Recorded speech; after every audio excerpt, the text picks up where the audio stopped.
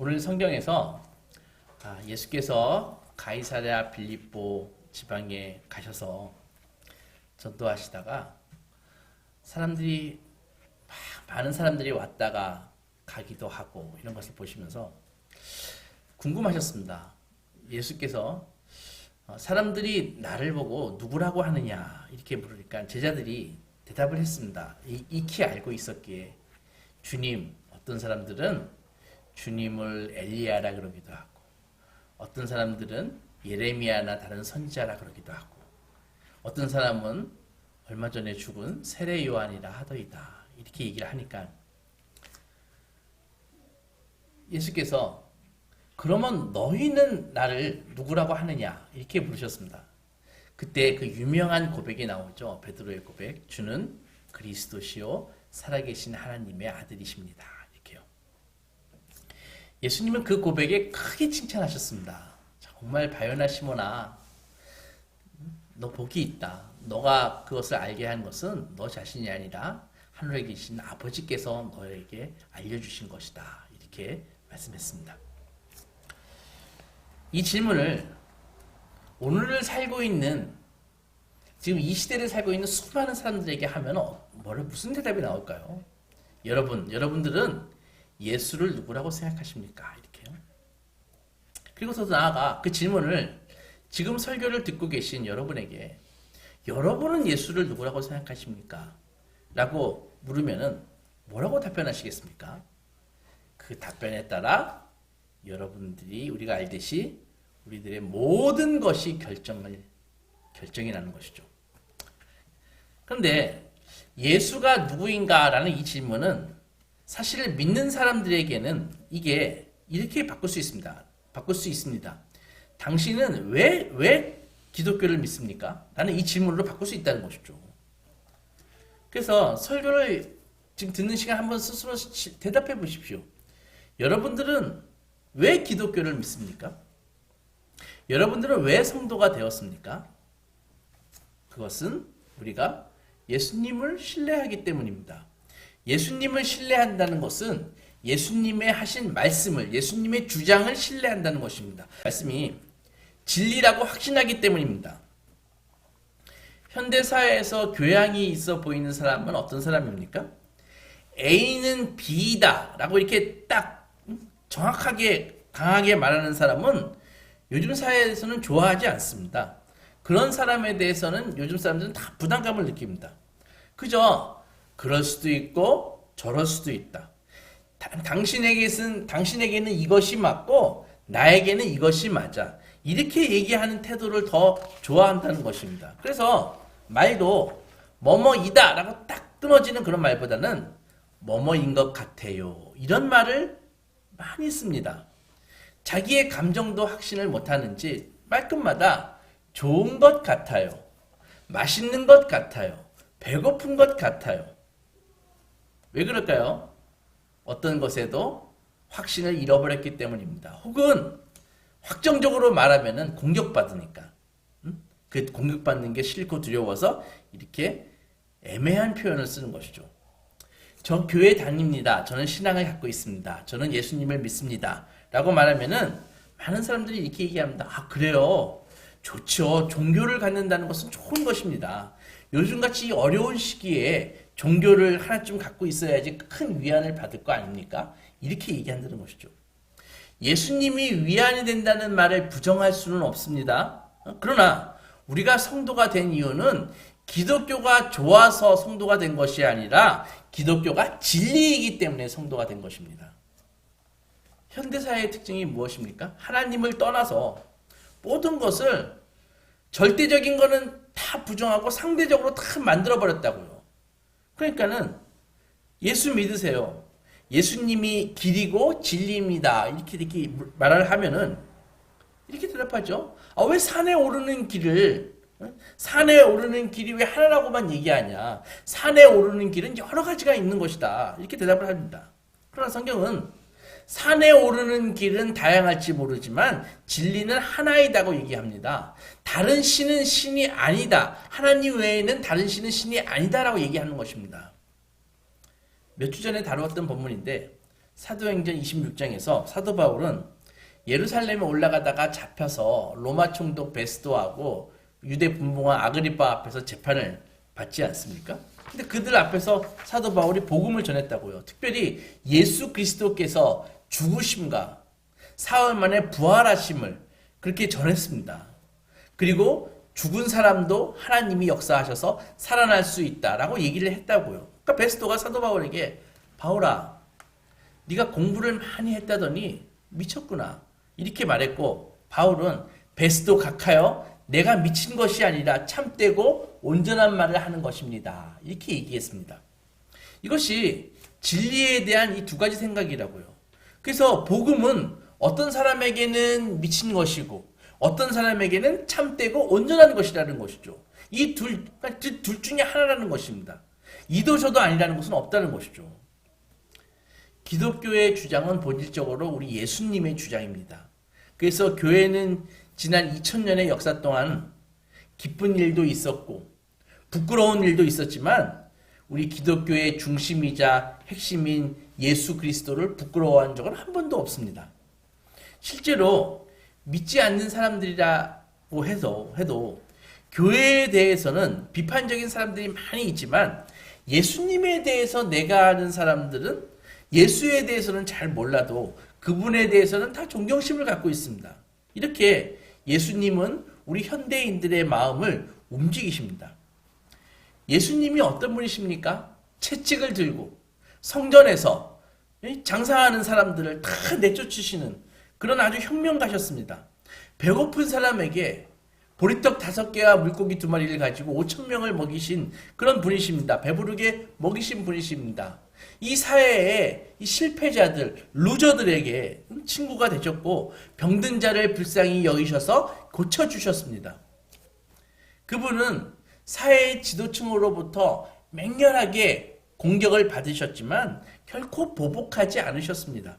제자들에게 원수를 사랑하라 라고 가르치셨고 자신이 가르치신 대로 예수께서도 실천하셨습니다. 인간적으로 이런 예수님을 어찌 존경하지 않을 수 있겠습니까?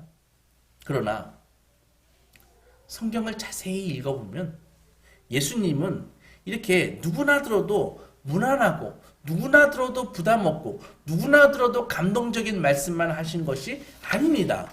자신을 나는 보통 사람이다. 혹은 나는 이 진화의 최종 승자인 호모사피엔스다. 이렇게 생각하는 사람은 결단코 하실 수 없는 아주 독특한 말씀을, 이 보통 사람이 할 수 있는 그런 말이 아닌 아주 독특하고 희한한 말씀을 한두 번도 아니고 끊임없이 예수님이 하셨다는 사실을 성경을 좀 자세히 읽어보면 우리가 알 수 있습니다. 우리 누님은 권사님이고 훌륭한 하나님의 종입니다. 그런데 몇십 년 전에 성경을 읽고 아주 조심스럽게 저에게 막 얘기했습니다. 야, 솔직히 우리 예수님 너무 교만한 거 아니니? 이런 얘기를 하더라고요. 그래서 도대체 무슨 구절을 읽었길래 예수님 보고 그렇게 교만하다고 얘기하냐 했더니 그렇게 물었습니다. 예를 들어서 이런 것이죠. 예수께서는 내가 길이요 진리요 생명이니 나로 말미암지 않고는 아버지께로 올 자가 없다. 이렇게 말씀하셨잖아요. 그리고 또 이런 말씀도 하셨어요. 마태복음 10장에서 아버지나 어머니를 나보다 더 사랑하는 자는 내게 합당하지 아니하고 아들이나 딸을 나보다 더 사랑하는 자도 내게 합당하지 않다. 또 자기 십자가를 지고 나를 따르지 않는 자도 내게 합당하지 않다. 이렇게 얘기했거든요. 그러니까 평소에 우리 예수님이 무엇입니까? 예수님은 나는 온유하고 겸손하다 이렇게 주장하신 예수님이 이런 말씀을 하시니까 나보다 네 엄마 아빠를 더 사랑하는 자 나에게 합당하지 않아. 나보다 네 아들과 딸을 더 사랑하는 자 나에게 합당하지 않아. 자기 십자가를 지고 나를 따르지 않는 자 그런 자 나에게 합당하지 않아. 이렇게 얘기하시니까 많은 사람들이 이 얘기를 들으면 듣기가 불편한 것이죠. 그러나 이것이 바로 예수님과 세상의 나머지 모든 종교 지도자들을 구별하는 포인트라고요. 다른 종교 지도자들은 하나같이 이렇게 얘기합니다. 나를 보지 말고 내가 얘기하는 그 진리를 바라봐야 돼, 너희들은. 이렇게 얘기하거든요. 예를 들어서 이런 말이 있지 않습니까? 부처가 되려면 부처를 어떻게 해야 돼요? 죽여야 된다. 이런 말을 부처님이 하셨다고요. 그러니까는 세상의 모든 종교 지도자들은 자기가 가르치는 가르침을 따르라 그러지 자기를 따르라고 얘기하지는 않는다고요. 그러나 예수님은 제자들에게 너희의 믿음의 대상은 나야. 너희의 사랑의 대상은 나야. 너희의 그 순종의 대상은 바로 나야. 라고 자신을 이렇게 내세우셨다고요. 그렇다면 예수님은 스스로 자신을 나는 유일무이한 존재다 라고 확신했음이 틀림없습니다. 예수님 스스로를 어떻게 생각하셨을까요? 오늘 그것을 한번 살펴보도록 하겠습니다. 한 세 가지로. 첫 번째로 예수님은 당신이 이 구약 성경의 성취라고 생각했습니다. 그러니까 자기 자신 존재 자체가 구약 성경이 이루어진 것이다 라고 말씀하셨다고요. 마가복음 1장에서 예수님이 이렇게 말씀하십니다.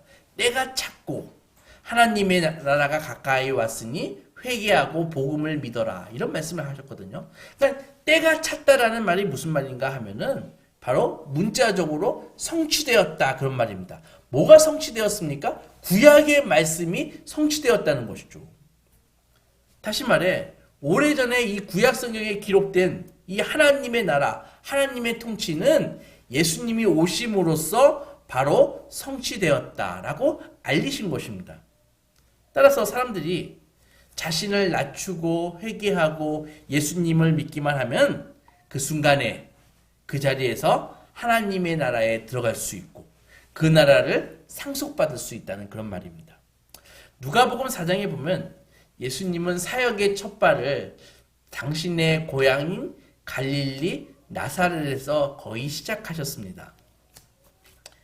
그래서 예수님이 오늘과 같은 안식일에 예배에 탁 참석하셔가지고 하니까 그 당시 그 회당에서의 예배는 이 성경을 아무나 읽을 수 없고 아무나 가질 수 없기 때문에 성경을 읽는 사람이 미리 정해져 있습니다. 그래서 그 예배 때는 아마도 예수님이 그 성경을 읽는, 그래서 성경을 읽고 설교하는 랍비니까, 랍비로 여김을 받는 초기였으니까 그런 일을 했던 것 같습니다.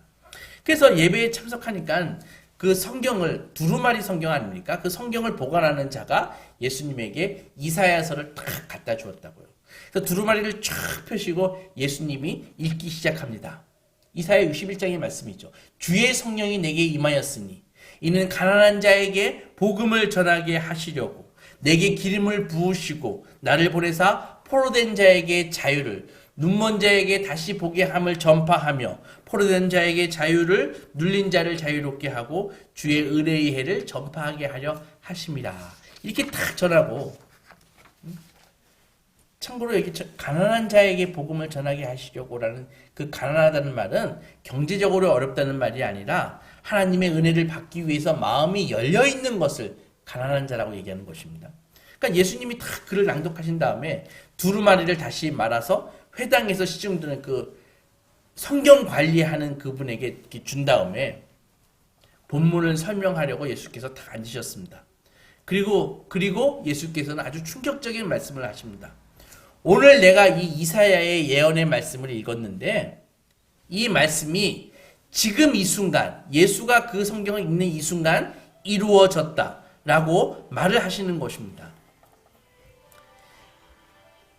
이 회당에서 이 말을 들은 사람들은 어떻게 반응했을까요? 예수님은 수시로 자기 자신이 구약의 성취라고 말씀하셨습니다. 요한복음 5장에 보면 이런 말이 있지 않습니까? 너희가 성경에서 영생을 얻을 줄 알고 성경을 상고하거니와 성경을 열심히 연구하지만 이 성경은 곧 나 예수에 대해서 이야기하는 것이다 라고 말씀하고 있습니다. 요한복음 8장에 보면은 더 놀라운 말씀을 하십니다. 너희가 너희 조상 아브라함을 그렇게 자랑스럽게 생각하지만 아브라함은 내가 올 것을 보고 싶어하고 그리워하다가 기뻐하였다. 이런 말씀을 하신다고요. 그러니까는 아브라함과 예수님과의 그 시간차는 4,000년 이상 나는 사람입니다. 그런데 그 아브라함이 4,000년 전에 살았던 그 아브라함이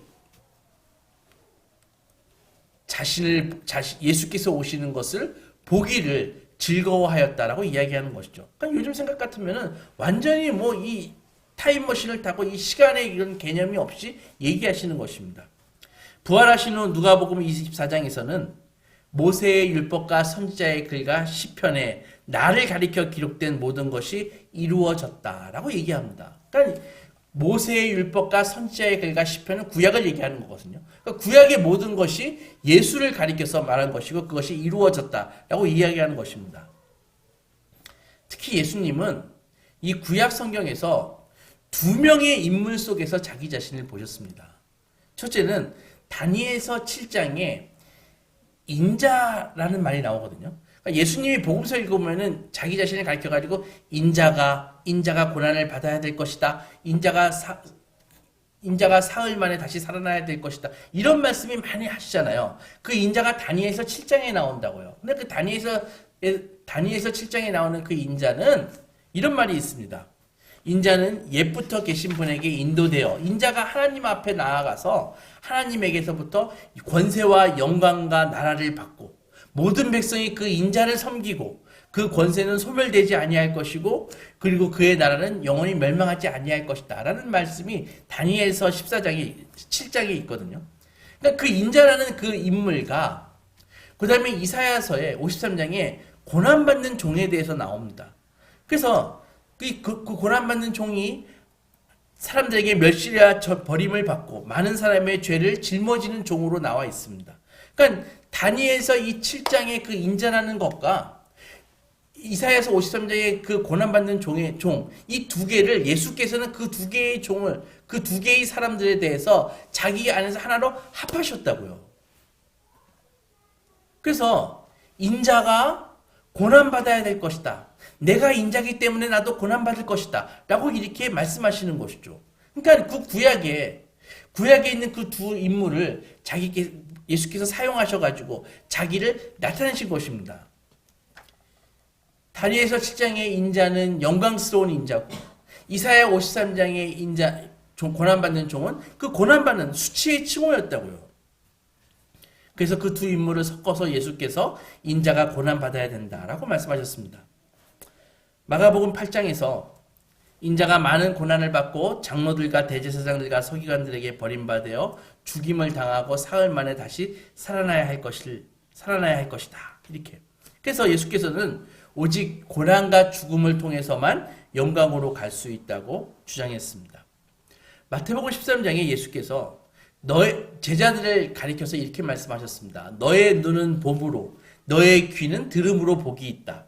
내가 진실로 이르노니 선지자와 의인이 너희가 보는 것을 보고자 하여도 보지 못하였고 너희가 듣는 것을 듣고자 하여도 듣지 못하였다. 이렇게. 그래서 구약의 모든 선지자들이 예수를 직접 듣고 보기를 갈망했지만 만날 수가 없었고 하지만 그렇게 하지 못한 것을 지금 내 설교를 듣고 있는 제자들은 할 수 있었다. 이렇게 말씀하신 것입니다. 선지자들은 예수가 올 것을 기다림의 삶을 살았고 그리고 신약의 우리 제자들과 포함해서 우리들은 예수님의 예수님이 오신 그 시대를 그 성취의 시대를 살고 있는 것이죠. 이슬람과 유대교를 포함해서 많은 사람들이 예수님을 선지자라고 그렇게 보고 있습니다. 그러나 정작 예수님은 자신을 선지자라고 얘기한 적이 한 번도 없습니다. 당신께서 자신을 선지자라고 생각하신 적이 한 번도 없습니다. 오히려 그 반대입니다. 예수님은 하나의 선지자가 아니라 앞에 있던 모든 선지자들이 했던 예언의 성취라고 예수님은 스스로 생각하셨습니다. 구약에 나오는 모든 예언은 예수님을 향한 것이라고 예수님은 생각하셨습니다. 예수님이 오신과 동시에 새 시대가 열리고 하나님의 나라가 도래한 것이다, 온 것이다 라고 여기셨습니다. 두 번째로 그 예수님의 그 독특함 중에 하나는 예수님이 아버지라고 부른다는 것입니다. 자신이 하나님을 아버지라고 부름으로써 하나님과 아주 유일무이한 그런 관계를 말씀하시는 것입니다. 성경에 하나님의 아들이라는 표현은 다양하게 나옵니다. 이스라엘도 하나님의 아들이라 그랬고 그리고 천사들도 하나님의 아들들이라는 표현이 있고, 그리고 아담도 하나님의 아들이고, 그리고 우리 오늘 예수를 믿는 우리도 하나님의 자녀 아닙니까? 요한복음 1장 12절에서 영접하는 자 곧 그 이름을 믿는 자들에게는 하나님의 자녀가 되는 권세를 주셨으니 이렇게 나와 있지 않습니까? 그런데 예수님은 우리와 같이 그런 개념이 아니라 하나님에 대해서 그리고 자기에 대해서 좀 어렵지만 정관사 덜을 써서 정관사를 써가지고 이야기하십니다. 그래서 그 하나님, 그 아들 이런 표현을 쓰거든요. 그러니까는 자신은 정말 유일하신 절대적인 그런 무조건적인 유일한 아들이다. 이렇게 얘기하고 하나님 보고 유일한 아버지다. 이렇게 얘기하는 것입니다. 그러한 관계 때문에 마태복음 11장에서 예수께서 모든 것을 내게 주셨으니 아버지 외에는 아들을 아는 자가 없고 아들과 또 아들의 소원대로 계시를 받은 자 외에는 아버지를 아는 자가 없느니라. 이렇게 얘기했다고요. 그러니까는 이 영어 성경에 보면 다 이 아들, 아버지 앞에 정관사 더가 붙어 있다고요. 그리고 예수께서는 하나님을 아바 아버지, 아빠 아버지라고 나의 아버지라고 그렇게 부르셨는데 학자들의 연구에 의하면 예수님 그 이전에 그 누구도 하나님에 대해서 아바라는 표현을 쓴 적이 없다는 것입니다. 마치 어린아이가 아빠와 이야기하듯이 아바라는 표현은 정말 친밀한 그런 표현인 것이죠. 우리는 예수님이 자신이 하나님의 유일한 아들이고 하나님은 자신의 유일한 아버지다라는 그런 생각을 언제부터 했는지 알 수는 없습니다. 그러나 이미 성경에 보면 12살 때부터 예수님이 12살 때 성경에서 요셉과 마리아가 예수님을 성전에서 예루살렘에 갔다가 잃어버린 적이 있었죠. 12살 때요. 그때 막 찾아 헤맸지 않습니까? 그런데 다시 성전에 가서 예수를 보니까 예수께서 그 성전에 있는 제사장과 랍비들과 함께 막 토론을 하고 있었지 않습니까? 그래서 마리아와 요셉이 예수님을 꾸중했잖아요. 아들아, 너 어디 갔었니? 하니까는 예수께서 하신 말이 무슨 말이에요? 뭐라고 답변하셨어요? 아버지요, 여자요, 내가 아버지 집에 있어야 할 줄을 모르셨습니까? 이렇게 얘기했다고요. 그러니까는 12살 때부터 예수님의 의식 속에서는 나는 하나님의 유일한 아들이다 라는 그런 생각을 하고 계셨다고요. 그때부터 시작해서 예수님은 끝까지 십자가에 달리셔도 뭐라고 죽으셨어요? 내 영혼을 아버지여 내 영혼을 주님께 맡깁니다. 이렇게 말씀하시고 돌아가셨다고요. 그러니까는 예수님은 끝까지 자신이 하나님의 유일하신 아들이라는 생각을 하면서 살았다고요. 세 번째로 사람들에 대해서 예수님은 사람들의 구세주이자 심판자가 될 것이라고 말씀하셨습니다. 그러니까 예수님의 가르침 중에 우리들은 잘 모르지만 정말 특이한 점은 뭐냐면은 예수님은 자기 자신과 다른 모든 사람을 분리시킵니다. 이게 무슨 말인가 하면은 예수님은 한 번도 자기 자신을 여러 사람들 중에 하나라고 말씀하신 적이 한 번도 없으십니다. 그러니까 원어브 대비 아니라는 것이죠. 오히려 모든 사람들 하나, 그리고 한편에 예수님 하나, 이런 식으로 항상 예수님을 말씀하셨습니다.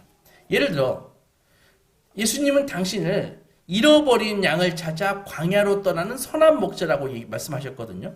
그러니까 무슨 말입니까? 세상은 다 길을 잃었고 자신은 길을 잃지 않았다라고 말씀하시는 것입니다. 그래서 자신만이 길을 잃은 세상을 찾아서 나설 수 있다, 구원할 수 있다라고 말씀하신 것입니다. 모든 사람은 어둠 속에 있었지만은 예수님은 세상에 빛이셨습니다. 다른 모든 사람은 배가 고팠는데 예수님은 뭐예요? 생명의 떡이셨습니다. 다른 모든 사람은 목이 말랐지만 예수님은 내가 주는 물을 너희가 마시면은 영원히 목마르지 아니할 것이다 라고 말씀하셨습니다. 종교사회인 유대에서 가장 반발을 일으킨 예수님의 발언은 바로 죄 용서의 권세였습니다. 왜 그럴까요? 죄 용서는 누구만이 하실 수 있어요? 하나님만이 하실 수 있는 것이거든요. 그런데 예수님은 다른 모든 사람은 죄가 있지만 당신은 죄가 없으시고 거기에다가 하나님으로부터 다른 모든 사람의 죄를 용서할 수 있는 권세를 받았다라고 말씀하시는 것입니다. 그러니까 이렇게 얘기하니까 그 당시 종교 지도자들은 이런 이야기를 들을 때마다 아주 분노했습니다. 아주 분노로 들끓었습니다. 저 신성 모독이다. 이렇게. 또한 예수님은 회개하는 자를 용서할 권위를 받으신 것에 대해서 거기에 추가해서 회개하지 않는 자를 심판할 권세까지 있다. 이렇게 주장하셨거든요. 그러니까 역사의 종말 때에 다시 오셔서 보좌에 앉으신 예수께서 양과 염소를 가르시고 그 행한 대로 심판하실 것이라고 말씀하셨습니다. 그렇게 예수께서는 마지막 때에 오셔서 그때까지 지구상에 태어났던 모든 인생들을 그 인생들의 운명을 결정할 권세를 갖고 있다라고 이야기하셨습니다. 사랑하는 소망교회 성도 여러분, 역사상 가장 강성했던 그 로마 제국의 그 식민지, 그리고 그 식민지 중에서도 가장 그 시골인 나사렛 출신인, 거기 시골 목수 출신인 예수께서 자신이 인류의 구세주이자 심판자라고 주장하셨습니다. 많은 사람들이 예수의 권위에 놀랍고 경외감을 가졌습니다. 어떤 사람들은 예수가 미쳤다고 생각했고, 반면에 어떤 사람들은 모든 것을 버리고 일어나 예수님을 쫓았습니다. 예수님은 당신의 말씀으로든 행동으로든 사람들의 그 마음과 삶에 내가 주인이다라고 끊임없이 말씀하셨습니다. 이 말씀이 어떤 사람들에게는 굉장히 유감스러웠고 어떤 사람들은 불쾌했고, 그러나 그것은 사실입니다. 그렇다면 우리는 예수님의 그 주장을 어떻게 받아들여야 됩니까? 예수님은 지금 설교를 듣고 계시는 여러분에게도 너의 주인은 나다라고 예수께서 말씀하시는데 그것을 어떻게 받아들이실 거냐는 것이죠. 많은 사람들이 지금도 그 말씀에 대해서 반응하는 태도는 대부분 무시하는 것입니다. 그러나 아무리 예수의 주장을 무시하고 땅속에 파묻는다고 해도 언제든지 그 주장이 다시 튀어나온다는 것이죠. 우리를 당황스럽게 합니다. 왜 그렇습니까? 복음서 여기저기에 한두 번도 아니고 복음서 전반에 예수께서 너의 주인은 나다라고 주장하시기 때문입니다. 그래서 우리는 예수님을 그냥 훌륭한 도덕을 가리키는 그런 도덕 선생으로 예수님을 놔둘 수가 없습니다. 예수님의 주장은 참이거나 아니면 거짓이거나 둘 중에 하나인 것입니다. 만약 거짓이라면, 그리고 그게 의도적인 거짓이면은 예수님은 사기꾼인 것입니다. 그러나 의도하지 않는 거짓일 수도 있죠. 그것은 어떤 것입니까? 예수님이 스스로 착각하고 있는 것입니다. 그러나 이 두 가지 다 가능성이 없습니다. 예수님은 종교적인 위선을 싫어하셨습니다. 그분의 말과 행동은 언제나 일치하셨습니다. 그래서 그를 사기꾼이라고 말할 수가 없는 것입니다. 그러면은 혹시 예수님과 착각한 거 아니야? 라고 말할 수 있지만 여러분, 그것도 가능성이 없는 게, 착각에 빠진 사람은 자신은 속고 있을 수 있지만 다른 사람을 다른 사람을 속일 수는 없는 것입니다. 사람들은 바보가 아닙니다. 예수님은 수백만 명의 사람들에게 복음을 전하셨는데 그것은 예수님이 주장하신 바가 옳다라고, 타당하다라고 사람들이 받아들였기 때문입니다. 인간에 불과한 사람이 오늘도 마찬가지입니다. 만약에 예수와 똑같은 주장을 했다면은 그는 결코 위대한 도덕적인 그런 스승이 될 수가 없습니다. 정신병자 아니면 악마일 것입니다. 우리는 예수에 대해서 둘 중에 하나를 선택해야 됩니다. 그를 악마로 여겨서 침을 뱉든지, 사기꾼으로 생각해서 돌을 던지든지, 그래서 십자가에서 죽이든지, 아니면 예수의 발에 엎드려 주님은 그리스도시요 살아계신 하나님의 아들입니다 라고 고백해야 될 줄 믿습니다. 이것이 예수님의 역설입니다. 예수님의 주장은 미친 사람의 헛소리처럼 들리지만 그분은 반대로 가장 균형 잡힌 성실한 인간의 모습으로 복음서에 기록이 되었다는 것입니다. 예수님의 주장은 우리에게 매우 거슬리지만 그분은 겸손 자체셨습니다. 주님은 제자들에게 그들의 주님이요 선생이며 심판자라고 말씀하셨지만 곧 수건을 허리에 동이시고 노예처럼 제자들의 발을 씻어주셨습니다. 역사 이래로 이런 분은 예수밖에 없습니다. 세상에 거만한 사람들은 많이 있습니다. 그러나 그들의 삶은 교만으로 가득 차 있습니다. 또한 세상에 겸손한 사람도 많이 있습니다. 그러나 겸손한 사람은 결코 예수처럼 주장한 적이 없습니다. 그러나 주님은 내가 너희들의 주인이다 라고 주장하시지만 자신을 낮추어 종이 되셨고 그들을 위해 자기 목숨을 십자가 위에서 대속물로 주셨습니다. 이분이 바로 우리 주 예수님이십니다. 여러분, 이 예수님이 오늘 우리에게도 질문하십니다. 너희는 나를 누구라 생각하느냐? 여러분의 말 말고 여러분의 행동은 이 질문에 무엇이라고 답하고 있습니까? 우리는 이 질문을 피할 수 없습니다. 외면할 수 없습니다. 무시할 수 없습니다. 외면해서도 안 됩니다. 이 질문에 여러분들은 삶으로 대답하셔야 됩니다. 이 세상 무엇보다도 귀한 주님, 주님은 그리스도시요 살아계신 하나님의 아들이십니다 라고 고백하는 소망의 자녀들이 되시기 주님의 이름으로 축원합니다.